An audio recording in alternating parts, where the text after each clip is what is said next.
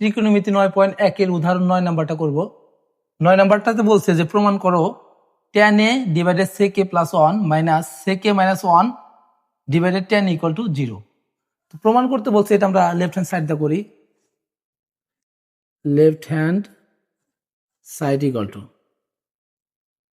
Left hand সাইডে কি দেওয়া আছে, tan a divided sec a plus 1 minus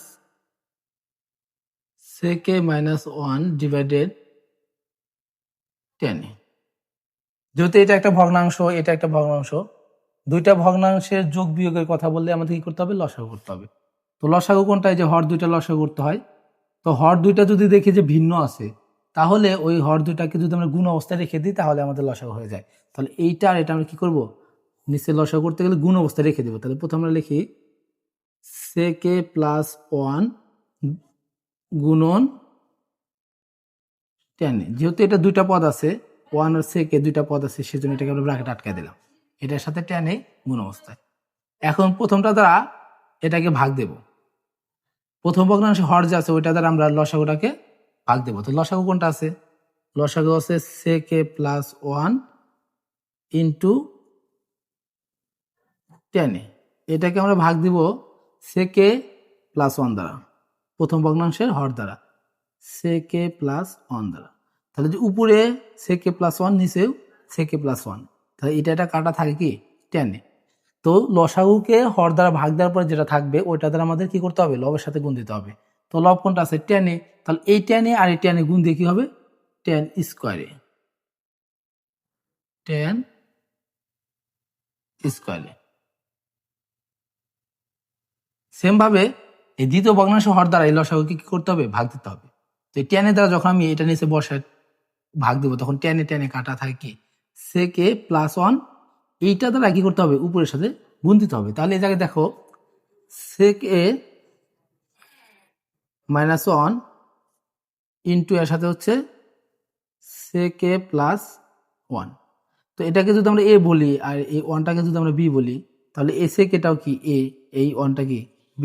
আমাদের সূত্রটা কি দাঁড়াইতেছে, a plus b into a minus b। a plus b into a minus b সূত্র কি, a square minus b square.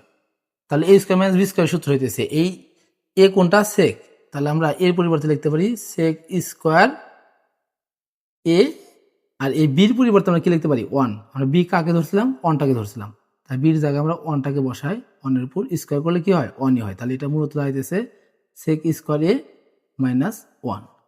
তাহলে এই যে প্লাসেরটা আর এই মাইনাসেরটা গুণ দিয়ে আমাদের কি আসলো, মানটা আসলো sec স্কোয়ার a মাইনাস 1। তাহলে এই যে মাইনাসের পরে আমরা লিখতে পারি sec স্কোয়ার a মাইনাস 1, এটা ব্র্যাকেট দিয়ে লিখতে হবে।